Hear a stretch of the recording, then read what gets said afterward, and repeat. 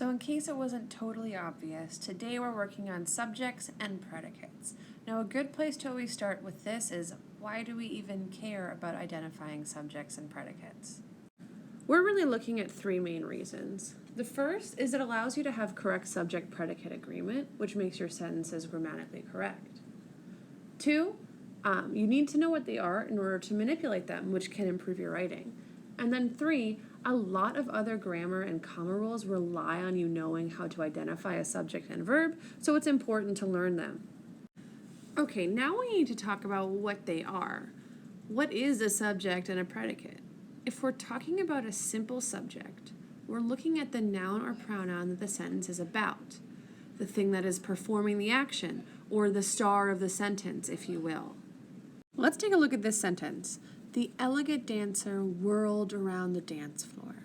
So the thing here that's the star of the sentence that is performing the action, that's a noun or pronoun, is dancer, right? That's the star of this sentence. That's the simple subject when we're just looking for that one noun or pronoun. But if we're looking for the whole subject, we just include everything that describes the simple subject. So the and elegant is describing dancer, so the complete subject is the elegant dancer. Let's look at this sentence. The smelly cat was obviously not their favorite pet. In this case, the star, the main subject of this sentence, is cat. That's the simple subject, but the entire subject, including the things that describe cat, would be the smelly cat. So that's the subject. Now, the predicate is the main action in the sentence, or another way of thinking about it, it's what the subject is doing. So in that sentence, the elegant dancer whirled around the dance floor, we know the subject is dancer, or this whole subject is the elegant dancer. What that dancer is doing, the dancer whirled. So we have for a simple predicate, whirled, but if we're doing the complete predicate, we would include around the dance floor, because it's describing where she whirled. So the subject is what the star is, the predicate here is what the subject is doing.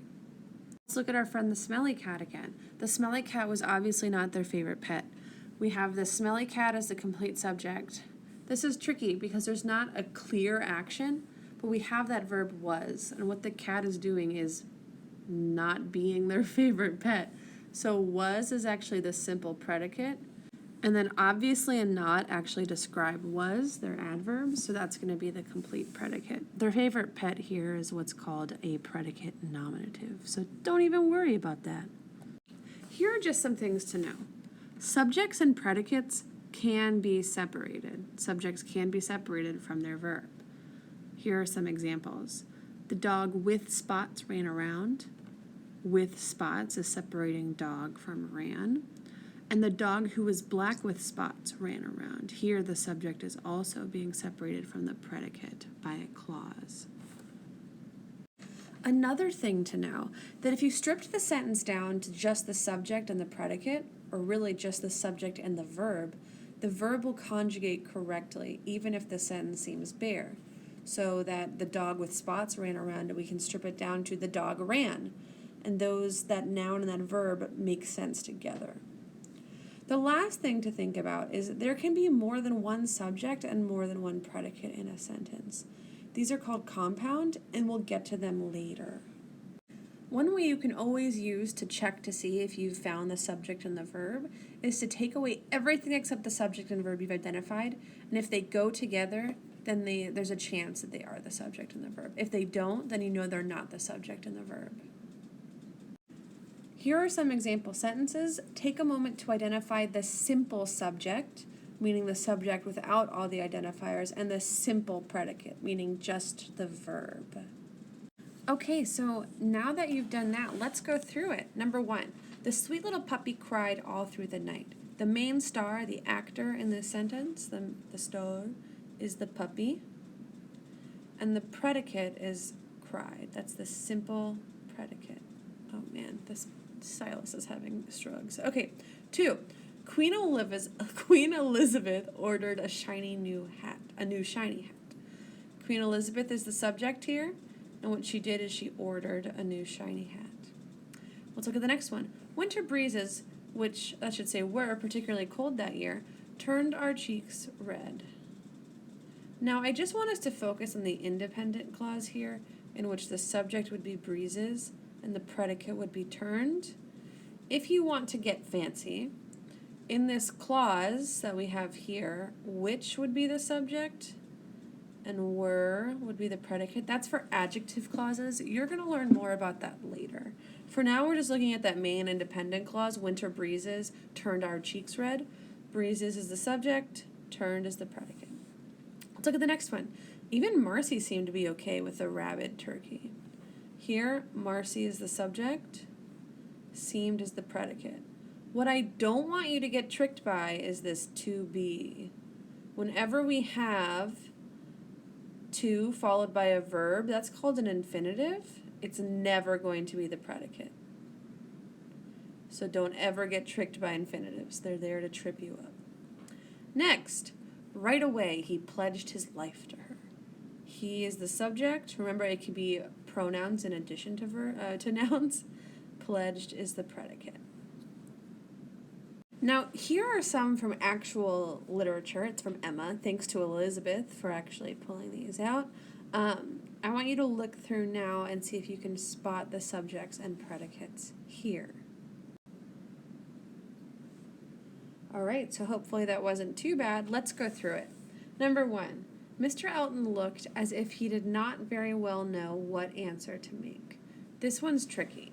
So even though it says easier, it's a little tricky. This is our subject. Mr. Elton is the main star of this sentence. And what he's doing is he's looking. That's the predicate. If we were to look into clauses, which we will eventually, the additional ones would be he, and then would be the subject, and then did know would be the predicate. Notice that helping verb did and know are separated. What answer to make? Let's look at the next one. The weather soon improved enough for those to move who must move. Here we have, and actually let me erase this above so we can see it a little bit clearer.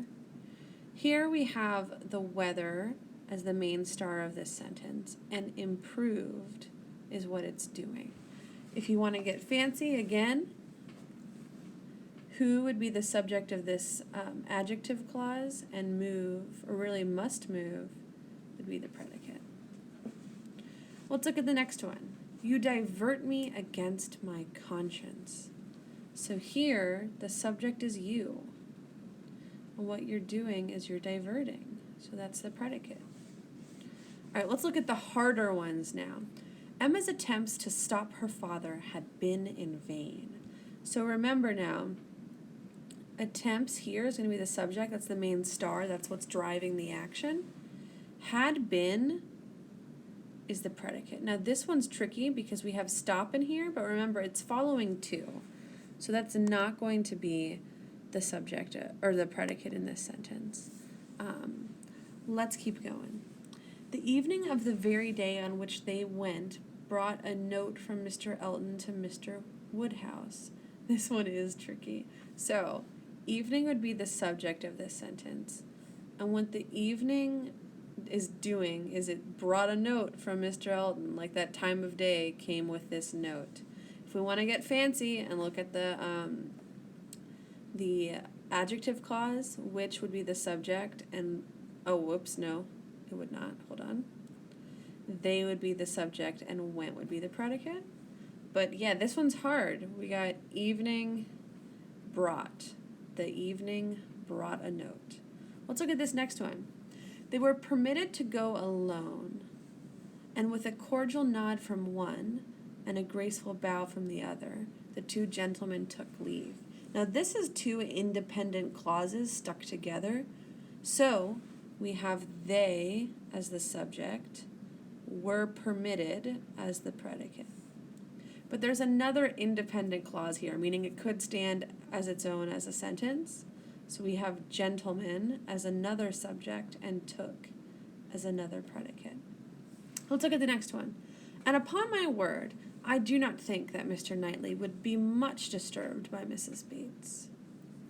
So here, I is the subject, do think is that simple predicate.